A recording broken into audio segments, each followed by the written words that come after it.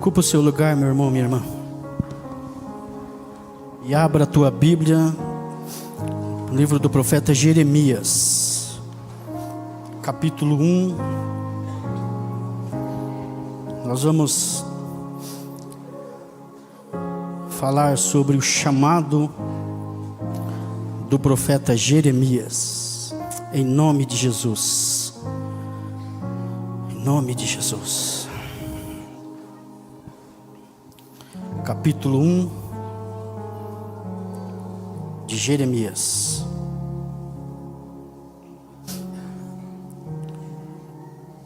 Eu quero ler a partir do verso 4 até o verso 12.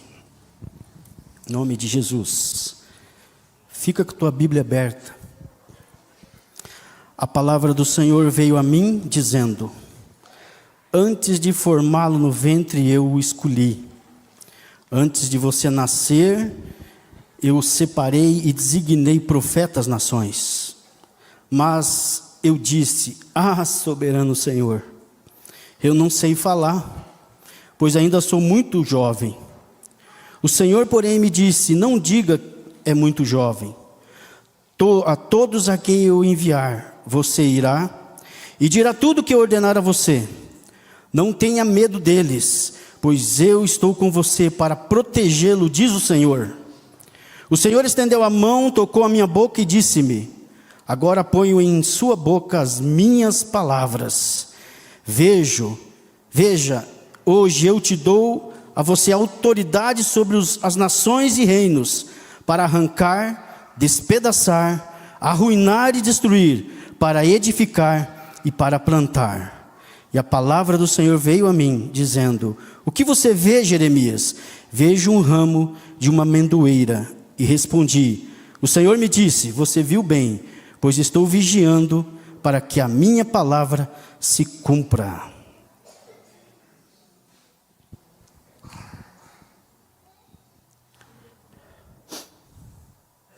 Jeremias foi chamado muito jovem. E ele profetizou durante 40 anos em Jerusalém.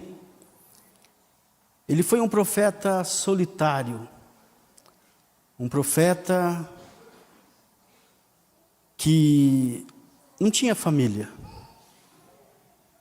Ele não casou. O nome dele, em hebraico, significa Deus lança, Yahvé lança. Yahvé estabelece. O pai dele era Ilquias. Ele morava em uma cidade chamada, ou um vilarejo chamado Anatote, mais ou menos 5 a 6 quilômetros de Jerusalém. E Jeremias, quando Deus chama Jeremias, Deus dá uma missão muito dura para ele, meus irmãos. Deus vai dizer para ele: Jeremias, vai e profetiza uma palavra para esse meu povo. E diga: ou vocês se arrependem, ou eu vou trazer castigo sobre vocês. E já pensou, irmãos, 40 anos Jeremias está profetizando, dizendo para o povo se arrepender. E ele sabia, tanto ele quanto Deus sabia, que o povo não ia se arrepender. Já pensou, pastor Elias? O senhor pregando aqui o tempo todo para esse povo, e o povo não se arrepende. E Jeremias tinha essa dura missão, irmãos. O contexto da história desse livro está no 2 Reis, capítulo 22, onde Jeremias começa o seu ministério, quando o rei Josias assume o reino, muito novo esse rei. Passa-se o tempo, Josias morre, e aí vem o reinado de Jeoacás, depois o reinado de Jeoaquim, depois veio o reinado de Joaquim. Jeoaquim e Joaquim, são 2 reis diferentes. E aí, irmãos, ainda no reinado de Joaquim, o rei Nabucodonosor da Babilônia, ele invade Jerusalém, e ele Os irmãos sabem disso, ele leva uma parte da nobreza para Babilônia e dentre eles vai Daniel. E o profeta Jeremias, então, quando isso acontece, agora já está no reinado do rei Zedequias. E Zedequias, irmãos, Jeremias chega para Zedequias e diz assim: Zedequias, olha aí, você agora vai estar governando, mas ele está governando o país, mas sob a autoridade de Nabucodonosor. Ele está debaixo da autoridade de Nabucodonosor.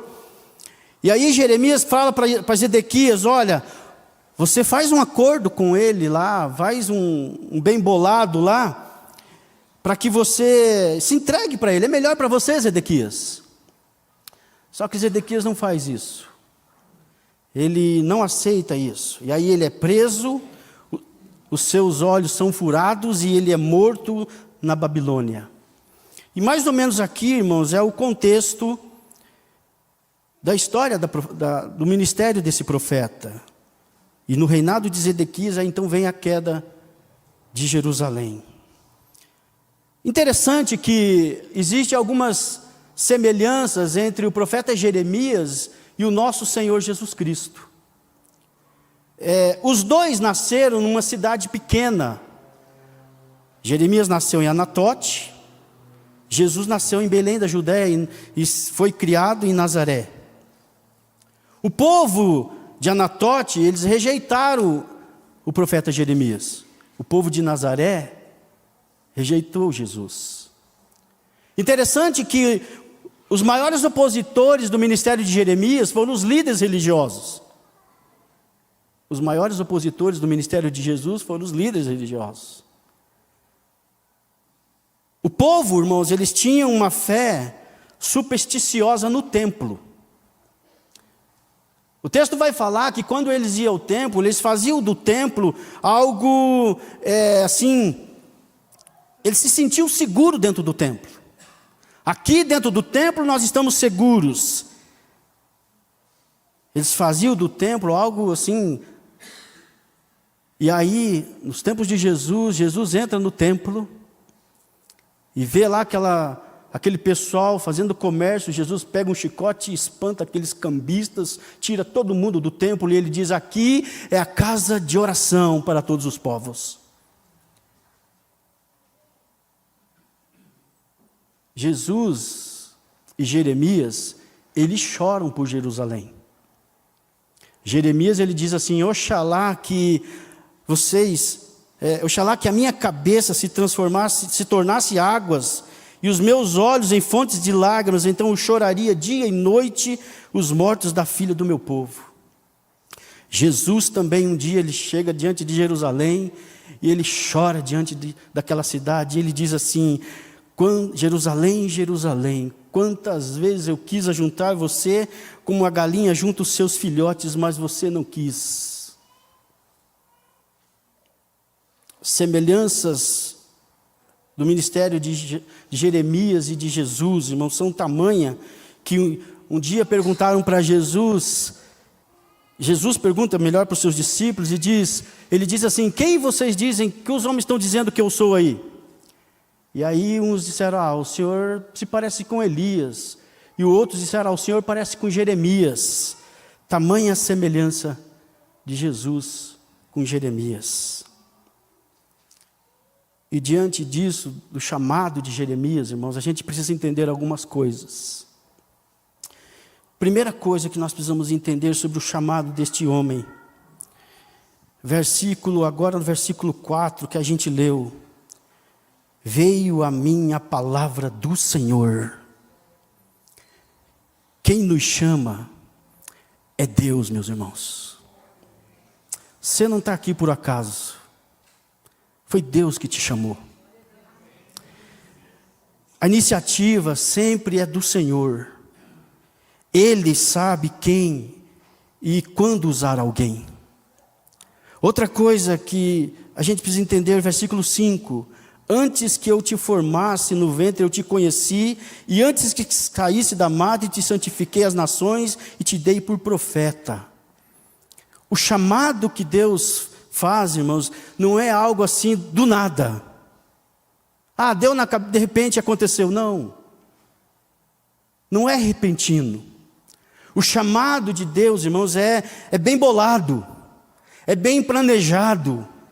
O texto diz que antes do ventre da madre, eu já te conhecia, Jeremias. Então às vezes a gente acha assim, Deus chamou aquele irmão, aquela irmã, e ela já está... Não, lá atrás Deus já vem trabalhando, Deus já vem... As coisas de Deus é totalmente, nos seus mínimos detalhes, é bem planejada. Outra coisa que a gente precisa entender é que, quando Deus nos chama, a gente precisa reconhecer as nossas limitações, as nossas fraquezas, as nossas imperfeições. Deus não chama você porque você sabe fazer as coisas. Deus não chamou você porque você é o mais capacitado.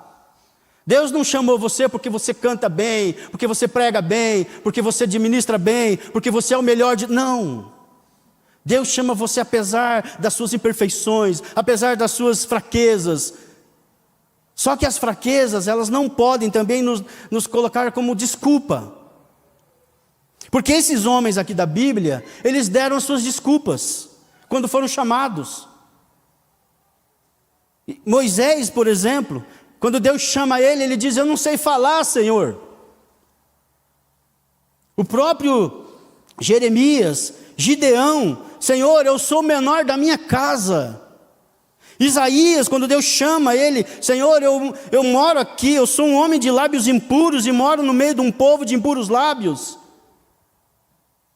Mas quando Deus nos chama, irmãos, apesar da minha e da sua imperfeição, Deus garante uma coisa para nós. Sabe o que Deus garante? Deus garante a presença dEle conosco. E quando a gente tem a presença de Deus, meu irmão, não interessa se eu sou capaz, não interessa se eu sei cantar bem, se eu sei falar, não. Deus me capacita. Eu não estou aqui desprezando o que a gente pode fazer da nossa parte, não. Outra coisa que a gente precisa entender, está no versículo 9. Estendeu o Senhor a mão, tocou-me na boca e disse: eis que ponho as minhas palavras na tua boca. A base do chamado, irmãos, é a palavra de Deus. Eu não posso me intitular: agora eu sou o apóstolo da igreja. Não. Eu não posso chegar aqui e dizer: agora eu sou o bambam. Não. É a palavra de Deus. Ela é a base. Ela é a maior autoridade para a minha vida e para a sua vida. Tudo, meu irmão, precisa ser regido. Os princípios, os valores, tudo precisa ser regido sobre a palavra de Deus. Não é o que dá na minha cabeça, não é o que eu penso, não é o que eu gosto de fazer. Mas é tudo conforme o que a palavra do Senhor me ensina. E depois disso, Jeremias, agora entrando no capítulo 2, está com a tua Bíblia aberta? Jeremias vai dar uma mensagem para o povo. É Jeremias que está ensinando, tá, irmãos? Versículo 2. Ele vai dizer assim, a primeira coisa: lembro-me de ti e da tua afeição. O que é a afeição? A grosso modo, é um sentimento amoroso. O que Jeremias está me ensinando, me dizendo para mim e para você? Disse para o povo aqui. Jeremias está trazendo a mensagem: ó povo, ei vocês, lembre e volte a ter afeição a Deus. Aí Deus lembra, Deus diz assim: ó, vocês se lembram lá atrás, quando vocês nasceram de novo? Quando vocês tinham aquele entusiasmo, aquele prazer em vir ao culto, em adorar a Deus. Vocês se lembram que era um prazer adorar a Deus, andar com Deus era a coisa mais deliciosa. Ler a Bíblia aquecia o nosso coração, buscar a Deus em oração era a coisa que mais nós ansiávamos, mais desejávamos. Então Jeremias está dizendo: lembre daquele tempo e voltem a fazer isso. Será que Jeremias não está falando para nós hoje também isso, irmãos? Ainda no versículo 2: Lembro-me de ti, da tua afeição quando era jovem e do teu amor. A gente sempre fala em primeiro amor, né? Lembre-se e volte naquele tempo, quando você me amava de todo o coração. Irmãos, quantas coisas hoje disputam o nosso coração? Quantas coisas hoje ocupam o primeiro lugar, que é de Deus no nosso coração, mas muitas vezes nós estamos amando e flertando com tantos amantes por aí. A gente não deixou de vir à igreja, a gente tem os nossos projetos, mas sabe o coração aquecido? Ontem o pastor Claudinei falou lá no horto, para quem foi, ele falou assim que nós precisamos ter o coração aquecido. Parece que o coração hoje está apagado. A gente vem para o culto, a gente adora, a gente celebra, a gente pula, a gente ri, a gente grita, mas o coração...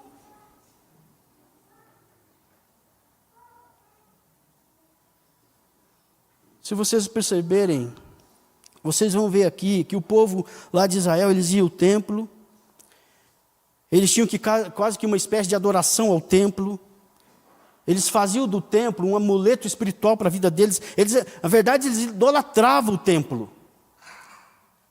mas eles não tinham mais aquele amor ao Deus que era adorado no templo. Quantas vezes nós entramos por aquelas portas ali, parece que o nosso coração não arde mais. A gente vem porque a gente precisa cumprir uma agenda, a gente vem porque precisa fazer isso ou aquilo. Se tirar isso de você,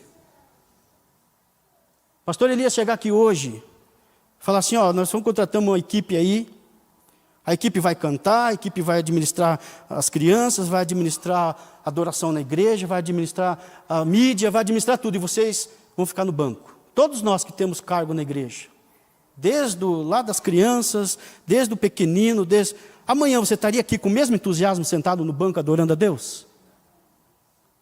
Responde para você no teu coração, irmão, irmã. Com a mesma força, com a mesma garra, você estaria no banco sentado adorando ao Senhor? Parece que o nosso coração não está nisso, irmãos. É isso que o profeta Jeremias está me ensinando. Aquele primeiro amor, a gente vem para cumprir uma agenda. Mas aquele amor verdadeiro, que Deus espera de mim e de você, não parece que está apagando?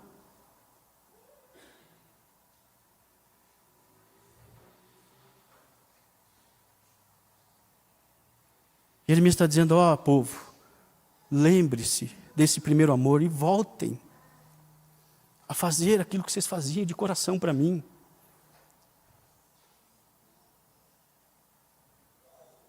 Versículo 3, então Israel era consagrado para o Senhor. Capítulo 2, tá? Israel era consagrado ao Senhor. Você é consagrado, santo, separado para o Senhor? Poucos améns aí, hein? Uma igreja de quase 300 e poucas pessoas. Você é consagrado, santo, separado para o Senhor? Amém. Nós somos a noiva, a Bíblia vai dizer que nós somos a noiva do Cordeiro. E como noiva, irmãos, muitas vezes nós estamos amando, flertando com outros que buscam atrair o nosso coração. O nosso amor parece que não é mais focado no amado da nossa alma. Eu me pergunto para você e para mim, no seu dia a dia, nas suas conversas lá, com seus amigos lá, no seu trabalho, no seu lazer, quem é a prioridade para você ali? Qual é o lugar que Jesus está ocupando ali? No seu dia a dia, que lugar Jesus ocupa aí? Você ainda confia em Jesus? Crê, como a gente estudou na lição hoje? Jesus ainda é prioridade para você, meu irmão, minha irmã?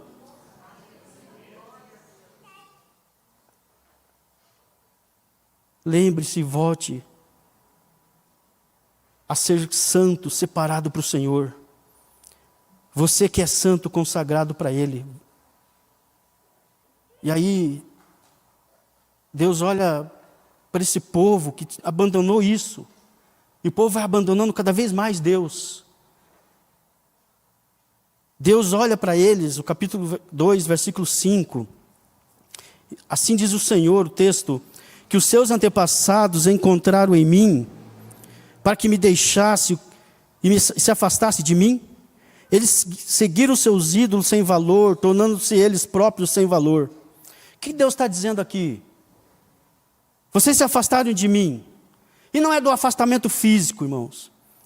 Porque eles continuavam vindo ao templo, eles continuavam vindo à igreja, eles participavam dos cultos, da adoração, da oferta, eles participavam de todas as programações da igreja, mas lá no íntimo, lá dentro, isso era apenas algo mecânico. Eu pergunto para mim, Eliel, não está sendo algo mecânico hoje também? E Deus está dizendo assim, o que eu fiz de errado para vocês me deixarem? Para vocês não serem mais consagrados a mim. Porque todas as vezes, meus irmãos, que eu afasto o meu coração de Deus, eu estou cometendo uma gravíssima injustiça para com Ele. Se eu afastar o meu coração de Deus, eu estou pecando contra Ele. Por quê, irmão? Porque Deus, Ele me amou, e Ele te amou. Porque Deus, Ele te libertou, Ele te remiu, Ele te salvou, e você é herdeiro dEle. E aí Deus olha com tristeza para a gente, porque o nosso coração não está sendo consagrado a Ele. Qual foi a última vez que você orou uma noite inteira, numa vigília? Qual foi a última vez que você jejuou? Qual foi a última vez que você dedicou esse tempo aqui para o Senhor? Independente de igreja, de louvor, não, você com Deus. Por que nós não nos consagramos mais para o Senhor? É isso que Jeremias está dizendo. Esse povo se afastou de mim, não se consagra mais para mim.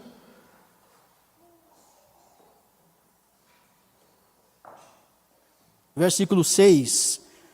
Onde está o Senhor que nos fez subir da terra do Egito? O que significa isso? Subir da terra do Egito. Esse povo aqui, eles eram escravos lá no Egito. Eles estavam debaixo de uma escravidão.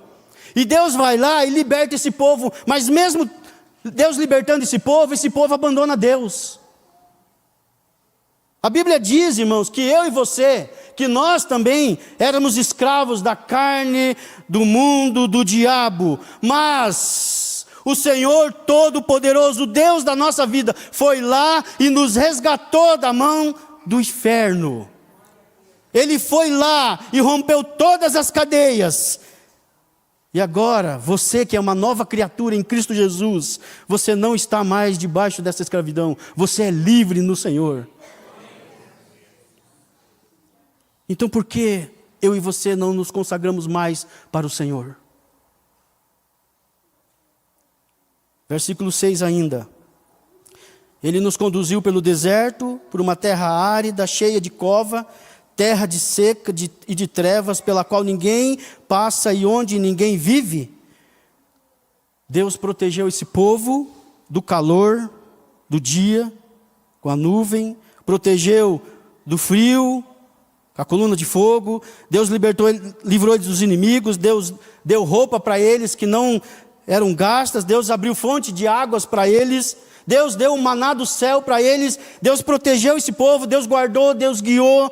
E mesmo assim, tendo a proteção de Deus, esse povo abandona Deus. E eu e você hoje? Como Deus tem nos abençoado, é ou não é verdade? Como Deus tem nos guardado, irmãos. Deus tem dado saúde, Deus tem dado trabalho, Deus tem dado prosperidade, Deus tem abençoado a família, Deus tem cuidado, demonstrado o seu cuidado de uma forma extraordinária a nosso favor. E Ele está perguntando, por que vocês não são mais consagrados a mim?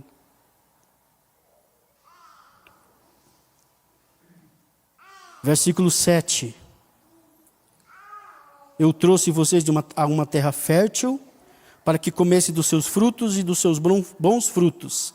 Mas depois de teres entrado nela, vocês contaminaram a minha terra, tornaram a minha herança repugnante. O povo, mesmo tendo a provisão de Deus, abandonou Deus. O que Deus fez? Deus deu libertação, provisão, Deus deu proteção para este povo. Vocês acham de verdade que nós somos abençoados? Quando você chega lá na tua casa, na despensa, ela tem comida para você se alimentar? Amém? Quando você abre o teu guarda-roupa lá, tem roupa boa para você vestir lá? E tem até demais, não tem? A gente pode até doar, é ou não é verdade? Deus tem feito a gente prosperar, irmãos. Deus tem cuidado de nós, Deus tem provido, Deus tem protegido. E quantas bênçãos Deus tem derramado sobre nós.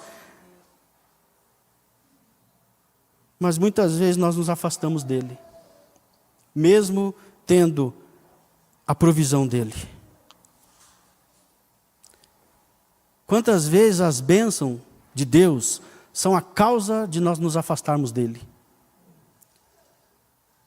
Às vezes nós preferimos as bênçãos, nós preferimos curas, bem-estar, nós preferimos riqueza, prosperidade, e Deus dá, irmãos. Deus dá mesmo. Mas nós não podemos trocar as bênçãos que Ele nos dá pelo Deus da bênção. A bênção não é mais importante que o Deus da bênção. Deus deu para aquele povo tudo isso que eu falei, cuidou deles, protegeu, e mesmo assim, Deus deu para eles uma terra que mana leite e mel, e Ele vai dar para nós também, meus irmãos. É promessa dEle para mim e para a tua vida. Mas mesmo assim, aquele povo, tendo a provisão, tendo a proteção, tendo o cuidado de Deus, abandonou Deus. E aí, diante disso, diante dessa injustiça do povo para com Deus, Deus vem uma espécie de indignação da parte do Senhor. Versículo 11. Alguma nação já trocou os seus deuses? Eles nem sequer são deuses, mas o meu povo trocou a sua glória por deuses inúteis. O povo de Deus se tornou mais infiel do que os pagãos. Sabe o que o profeta está falando? Em nome de Deus. Olha, eu libertei vocês, eu protegi vocês, eu abençoei vocês, eu dei para vocês uma terra boa e vocês me abandonaram. Sabe aquele povo lá de fora, o pagão? Eles são mais fiéis aos deuses deles, que não são deuses, do que vocês a mim. Já pensou numa coisa dessa, irmão? O pessoal lá que adora outros deuses, eles são mais fiéis, eles são mais devotos aos deuses deles, do que muitas vezes o povo de Deus ao Deus que é adorado aqui. Vamos pensar na gente aqui. Quantas e quantas vezes a gente tem todas as possibilidades, as condições para adorar ao Senhor, para estar na igreja, e a gente não vem. A gente tem carro, a gente tem Uber, a gente tem bicicleta, a gente tem moto, a gente tem avião, a gente tem tudo aí. Mas por qualquer coisinha a gente não vem. Hoje está frio. Hoje está muito calor. Hoje está assim. Hoje o meu time vai jogar, não vou. Um dia eu fiz isso. Faz tempo atrás, irmão, não agora. Flamengo ia jogar, eu sou flamenguista. Flamengo ia jogar, uma decisão. Eu falei assim, eu não vou na igreja hoje, eu vou assistir o meu time. Eles perderam de 3-0.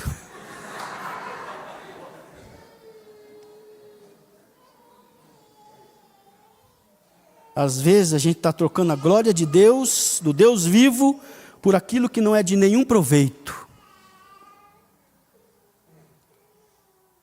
E aí Deus, irmãos, versículo 12 e 13, ele diz assim: espantai-vos disso, ó céus, e horrorizai-vos, ficai estupefatos, diz o Senhor, Porque 2 males cometeram meu povo. A mim me deixaram um manancial de águas vivas e cavaram as suas próprias cisternas. Cisternas rachadas que não retêm água. O pecado do povo era tão escandaloso que Deus ele olha para os anjos, olha para aquele pessoal que está lá no céu, os serafins, os querubins, olha para todo aquele povo que está lá agora, diz assim, fiquem estupefados céus. E aí Deus olha para os anjos e diz assim, fiquem aterrorizados. Aí os anjos lá ficam olhando para nós. Eu imagino isso. Os anjos olhando para mim e para você. E eles dizendo assim, olha, Deus escolheu esse povo. Deus remiu eles. Deus fez dele herdeiros, filhos deles. Deus justificou eles. Deus deu o Espírito Santo sobre a vida deles. E eles levam de qualquer maneira, com descuido, com desprezo. Não tem prazer mais em estar na minha presença, não querem mais me adorar. E aí, algo que a gente sempre faz, estou muito cansado. É ou não é? A desculpa que nós estamos ouvindo hoje, estou cansado.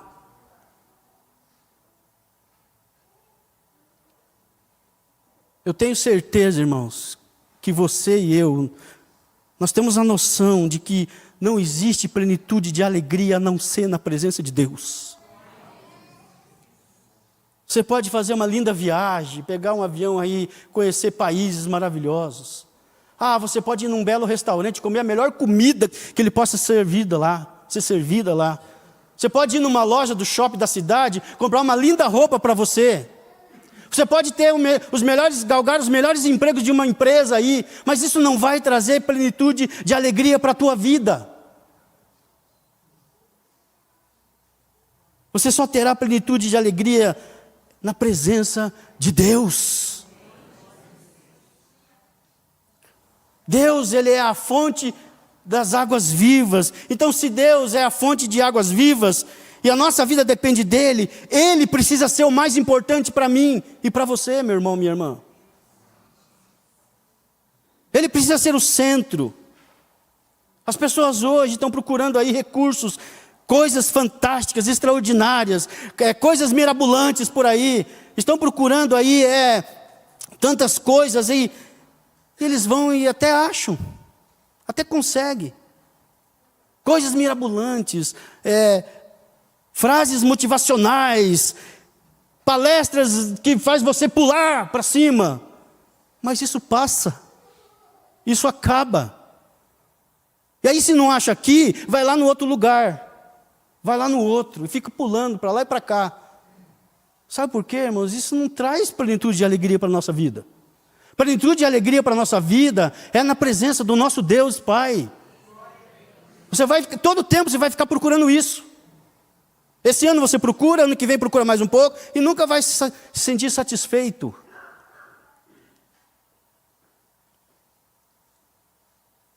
O texto diz que o povo cometeu 2 males. Abandonou Deus e cavou cisternas rotas que não retêm água. Imagine aqui, irmãos, um vale, cheio de água, tudo frutificando, tudo bonito, tudo florescendo, mas o povo escolheu ficar no deserto. E cavaram, veio água, e quando eles pegam a água para colocar nas cisternas para beber, eles matam a sede até, mas quando eles colocam nas cisternas, as cisternas estão rachadas, furadas. O que isso significa? As pessoas estão procurando, deixando o manancial de águas vivas para procurar lá no deserto coisas que não traz plenitude para nós. Deus é a fonte de águas vivas. Deus, Ele nunca vai te decepcionar. Deus é quem te satisfaz plenamente, meu irmão, minha irmã. Deus é que preenche o meu e o seu coração de verdade. Deus é que alegra a nossa alma. Deus é quem nos dá sentido para a vida. Então, se Deus é o manancial, por que nós não temos prazer na presença dEle, muitas vezes? Porque se o culto está demorando, o pregador está falando demais, cantaram muito alto, tocaram isso, fizeram aquilo, fizeram coisa que eu não gostei, nós estamos sempre reclamando. Sempre dizendo algo, não queria que fosse assim. Não está bem.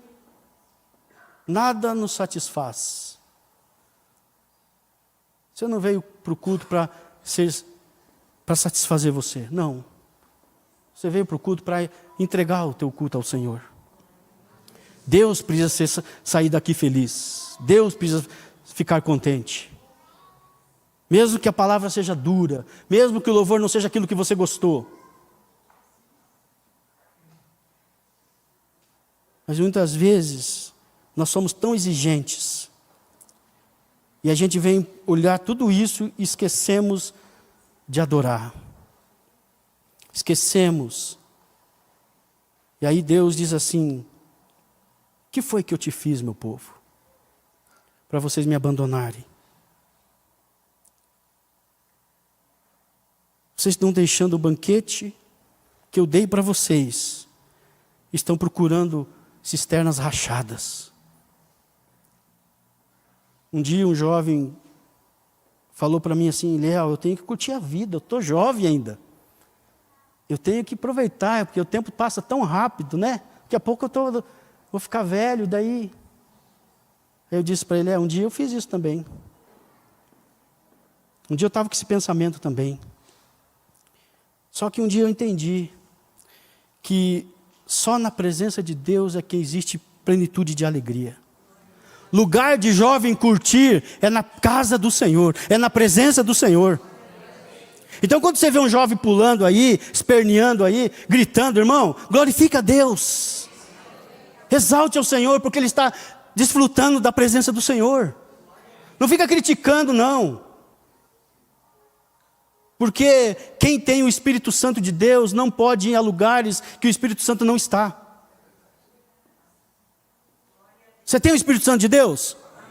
Então você não pode ficar indo em qualquer lugar não, meu irmão.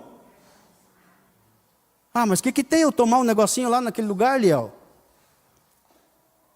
Mas o que tem eu fazer isso, Léo, lá na praia? Cuidado, irmão. Para terminar, irmãos. Versículo 9. Portanto, ainda pleitearei convosco, diz o Senhor, e até com os filhos de vossos filhos pleitearei. Sabe o que Deus está dizendo aqui para o povo? Apesar de vocês terem feito tudo isso, vocês me abandonaram, vocês não me agiram com justiça, eu dei proteção, eu dei o cuidado. E sabe o que Deus faz, irmãos? Deus diz para mim e para você: eu não vou desistir de você. Você é povo meu, você é escolhido meu. E mesmo que Deus venha muitas vezes nos disciplinar, sabe por que Ele faz isso? Ele faz isso porque Ele não quer nos perder. Assim como o povo de lá, o povo perdeu, a cidade foi destruída, Jerusalém foi destruída, eles foram levados cativos por 70 anos, mas Deus não desistiu desse povo. Deus foi lá com mão forte e trouxe de volta esse povo. Irmãos, muitas vezes nós vamos falhar sim, mas Deus vai lá e vai disciplinar. Liel, vem aqui, eu te amo, eu quero você do meu lado, eu não vou te perder, Liel. Eu quero você comigo. Deus não desiste de você, meu irmão, minha irmã, porque Ele nos ama. Então, volte. Lembre-se e volte da afeição. Lembre-se e volte ao primeiro amor. Lembre-se e volte a ser santo e consagrado e separado para o Senhor. Porque se você fizer isso, você vai experimentar as delícias de uma intimidade, de uma comunhão com o Senhor da sua vida.